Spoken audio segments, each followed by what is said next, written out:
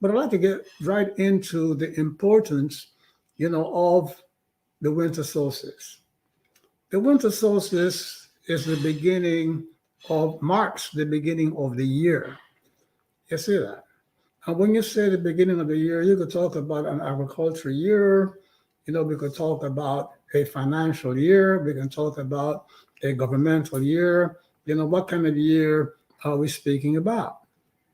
And the thing is that the ancient Egyptians realized that, the faculties that govern man's ability to achieve things in the world, to grow, to be successful, followed a 12-month cycle.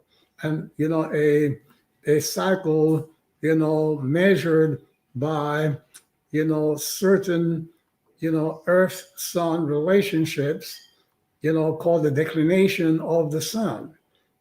You see that? So that when the sun in relationship to Earth reaches its highest declination, meaning, its highest deviation from the equatorial line, which is the 23 degrees, a few minutes or whatever, we have the winter solstice. You see it? And which marks the beginning of the psychical year, the spiritual year. You see that? Meaning that the psychical and spiritual processes that are responsible for your well-being and success and undertakings in the world, begins at the winter solstice and begin to wax very strong, in the next, 6 months, and peaks at the summer solstice, only to recede once more again and reach its lowest point at December the 20th, for the renewal of the year again. So, we grow, we apply ourselves to achieving things in the world, through the help of these cycles. But you have to know them and you have to keep track of them. And that is that's the reason why Khufu, the great king, spent so much, resources, human resources, and, materials to build the Great Pyramid, at Giza. And his two sons, Menkaura and Khafra, built their pyramids also to make sure that the people, wedded their efforts to the cycles of the faculties within them. Let me give you an example. You take, for example, your biological functions, the blood pressure, oxygen capacity, okay, your circulatory system, okay, your ability to get pregnant, the menopausal, rhythm of women. All of these faculties, are cyclical. Your blood pressure doesn't remain even all day long. It tanks, in the middle, towards 3 o'clock in the morning and peaks around 3 p.m. in the afternoon. And, all of our functions are on a biological clock. And so is the ability to meditate, to connect with God, to, connect and leverage your psychical abilities, your spiritual abilities. So it's very important for you to know these cycles and to work with them so that you do not end up trying to swim, against the tide, against the stream, so that you can leverage the flow of energy to support your efforts. So, we've been celebrating this for almost 50 years now, the last 50 years.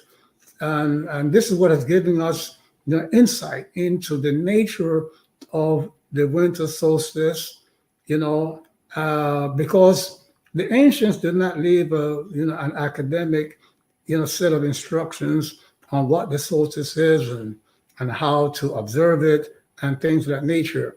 So after 50 years, of applying ourselves and looking at results and studying, people and so forth, we came to the realization that the winter solstice is nothing more than a marker that tells us this is the beginning of a cycle of growth and productivity and accomplishment. And it peaks 6 months later at the summer solstice. And then it begins to tank, meaning that,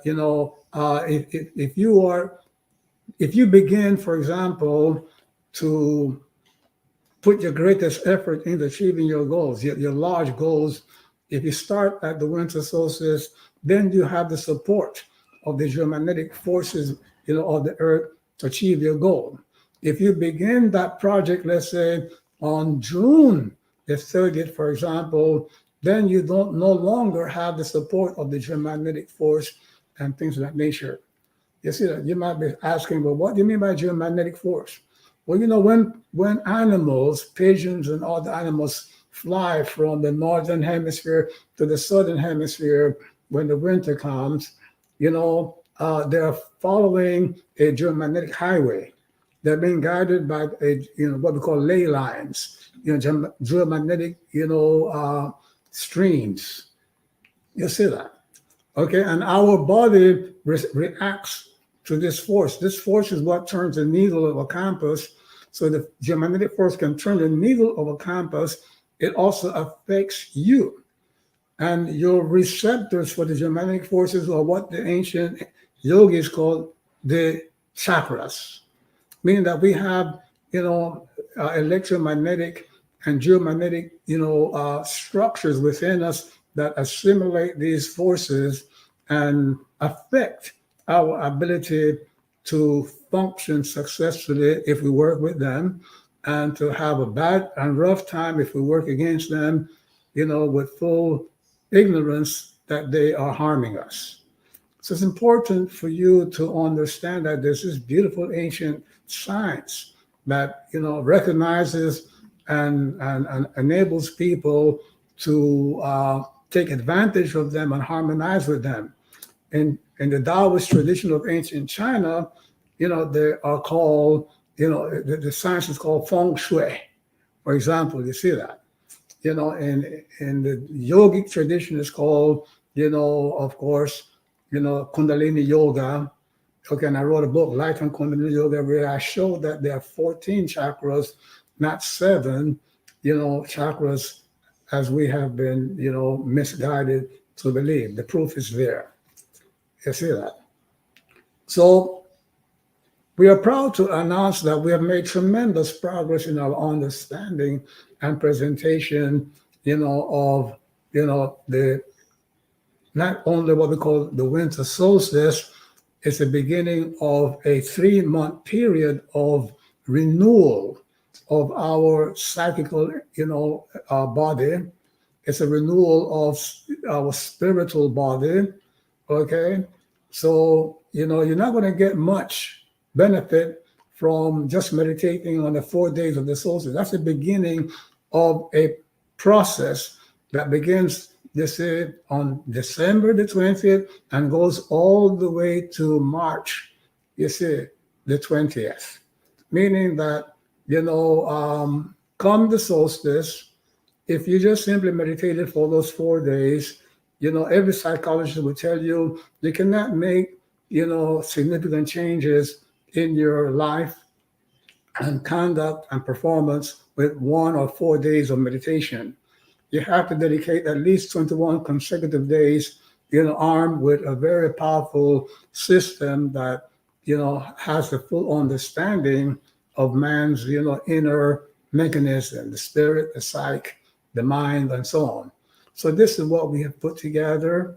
So, let us begin to unpack it through a series of questions that Oda will provide, and I will, so that we can chunk it and put it in the right perspective. Yes, sir.